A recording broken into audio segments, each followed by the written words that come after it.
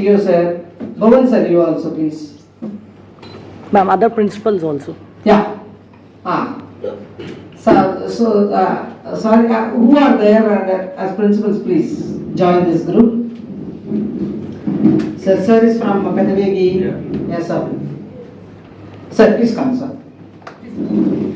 Because the principals, vice principals, and also the teachers have enrolled their names, right? Yeah, please. Sir, sir, as an elderly person, please do, then followed by.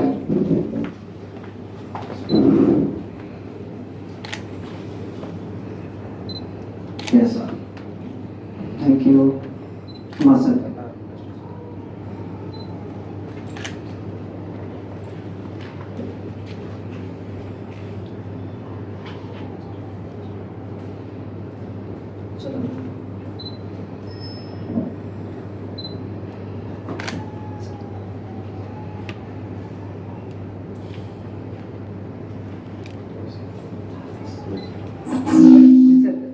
Please do it. And then Bhavan sir also.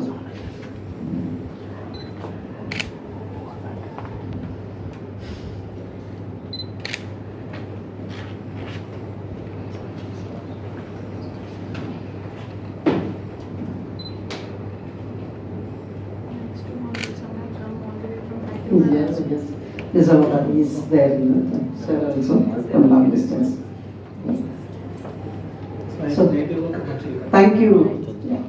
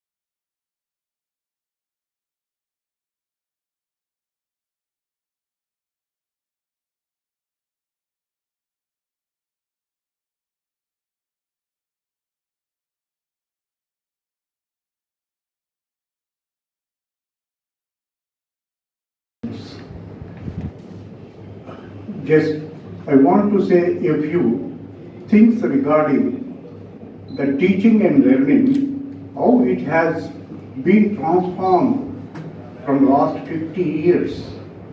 Whatever I studied, it is outdated. Whatever the principal madam studied, or the Kumari madam studied, it also been outdated. So at present, the students who are pursuing B.Ed and M.Ed courses, they are studying new theories of teaching. And let us, because this is one of the best program, though we are talking verbal. So most of the classrooms today, we are transacting through verbal media. Though we know that it is not the suitable methodology at the school level. Okay, of course it goes on well if you are teaching at the college level or at the higher level. Definitely a lecture method is the best method that you are following, because you have to complete your syllabus where importance is given to teaching rather than learning. But definitely in schools, learning is more important. And furthermore, a child is the property of this nation. And we have to transform him into a good citizen. Not only that, as you're having our CBSE stressed that we have to send the children out of the portals of the school after developing life skills. So if you put a question, am I doing this? After a student undergone 12 years of his experience in a school, is he able to, As Sir just now told you, that experiential learning is a not new topic at all. Have you ever practiced making cutter rockets and boats and playing the waters from our childhood onwards? That's nothing but an activity, nothing but experiential learning. Gopal Krishna sir rightly said that nowadays things have been changed from lecture method to lectern method, lecture demonstration method. The primary sections, obviously, we have to have demonstration method only. Seeing is believing all the times. You know very well that LSRW skills are there, listening and speaking. Mr. Cole. So there is a cycle on it of teaching learning, of experiential learning by Co. So what are the different steps like? There are 4 steps in it. One is active experimentation. First one has to do the activity. Then you all were, what was that activity which you have chosen now, right now, and you were all discussing on? Come on. What you were all discussing Reflection on? on doing, also called experientially, or more precisely, through reflection on doing, also called experiential learning. It's what prima ballerinas do after their performance at the National Opera. But it also happens to boys that are sad because their father got angry when they played football in the living room. By the age of 1, we all had our own painful encounter with experiential learning when we tried to walk, failed, fell, and cried like, well, a baby. And even though this was an unpleasant and discouraging exercise that lasted for months, in the end, we all made it. How is that possible? As soon as we fell and the first shock was over, our brain unconsciously began to make sense out of all the information available to identify how this embarrassment occurred. It remembers that when we pushed ourselves up, everything was fine. Our feet on the floor, our arms in position, and our head and shoulders upright, ready to go. When our upper leg muscles pulled our left foot 12.3% to the front at an angle of 23 degrees, our arms didn't complement the movement, and the ventricles in the inner ear, responsible for static balance, got confused for a second. When at the same moment the cat ran by, our eyes sent an alarming signal to the hippocampus, and we completely lost it. Ouch. Unconsciously, this is how our brain analyzes the relationship of events within our body, or in the environment. It happens all the time as we learn to walk, talk, kiss, function in a fancy office, or dance the salsa. Once we understand the connections between what went wrong, we know what we need to change when we try the next time. Experiential learning can also be used explicitly to learn a new skill, or to become better at what we already love doing. Here is how it works. First, get yourself into a situation to experience. After, reflect on what happened. Then, try to understand the relationships to form an abstract concept. If I do A, I get B. Last, decide what to do differently next time. Then do it again. Experiential learning is also believed to be responsible for the fact that musicians generally fare better at most tests, regardless of what they measure. People that practice an instrument not only engage their brain in motor, visual, and auditory areas, but they also learn by reflecting on what they're doing with a fast feedback loop.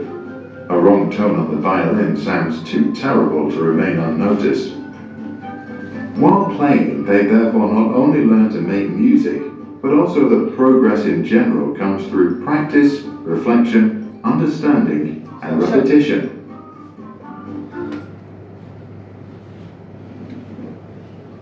So now I hope like you all got a better idea after seeing this video. Like every one of us have to plan like which activity we like the best. Suppose I like salsa, right? The dancing. Then I should go to the person who teaches me well.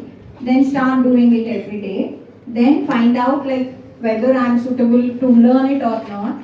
You will know like within no time like whether those moments are okay with us or not, or whether we can master them or not. Then reflect.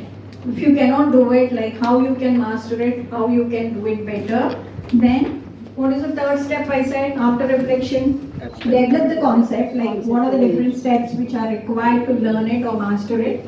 Then once if you regularly start doing all these concepts which you have developed regarding that particular activity, then comes towards the fourth one. You have mastered and you can use it or you can do it on the stage. So that way that becomes what the fourth step or the last step, that is the application part. So these are the different steps in any activity you take up. The mnemonic ARCA, just A activity, R reflection, C conceptualization, and another A application, ARCA, ARCA. If you remember in that way, it is very easy, ARCA. Right? What are these four steps? Maybe for you, if it is becoming difficult to remember, sir is giving the mnemonics. A for activity, R for reflection, C for conceptualization, and A for application. He said ARCA. Right? So then you will remember the four steps very well.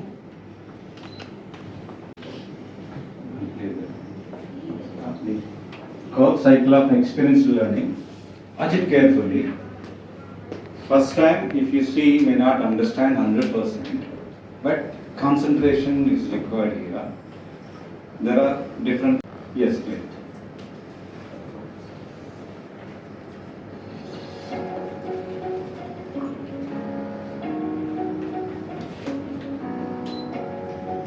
Hello, Master Coach. How was your weekend? Hi Anwar, my weekend was really exciting. How was yours? Oh, nothing special. Just the usual stuff. But what did you do? I attended a training on experiential learning, a new experience for me, and I got to learn a lot of new stuff. Experiential learning? What's that? Well, experiential learning simply means learning centered on reflection while doing or a learning based on experience. Sounds interesting. I want to know more about it, Master Coach. So David Cole, a renowned American educationist, developed this theory called the experiential learning theory, which primarily has four essential stages to learning, ordered in a cyclic manner. Concrete learning is simply when any learner is introduced to a new experience or relooks at a past experience differently. Reflective observation is when a learner is prompted to reflect on the experience from their personal bias. Abstract conceptualization is when a learner forms new ideas or modifies the existing ideas based on their reflection. And finally, active experimentation is when the learner applies the ideas formed to their surroundings. It is simply called do, reflect, analyze, apply in a continuous cycle and not a sequence. Wow, that sounds interesting. But Master Coach, how can this learning Analyze, apply. Pass.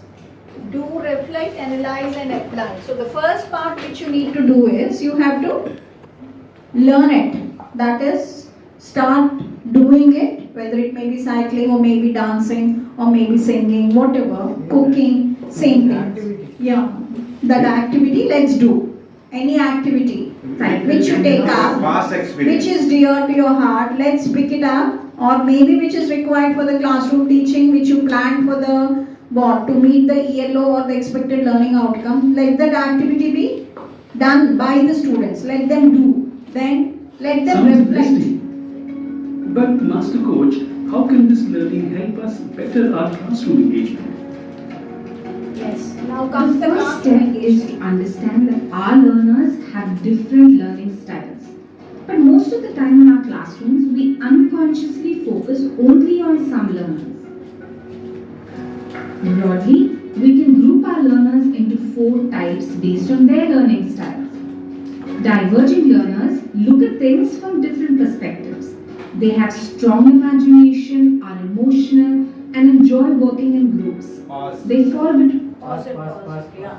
So we have different learners in the classroom, like 4 kinds of learners. Learners are there. Suppose you want them to master what you are teaching, like it is not that in one way if I think like I will teach and then let all of them learn, can it happen? Parents? Why? Because each one of them are unique and they will learn in different ways. So we should understand that they have different learning styles. We should know what are the different learning styles, and you know what are the different learning styles? Some are visual learners, some are auditory learners, some are kinesthetic learners, some are read and write learners. Through reading and writing they will learn. So you have to appeal to them in all these 4 means. Only if you show some charts or some pictures and some bar graphs and all, that will not be enough. Suppose if you play some good videos or some other audios and all, that will not be sufficient. Simply if you make them do some demonstrations or experimentations, that is also not enough. And you make them read and write also, that's not enough. All these 4 methods we need to adapt in the classrooms.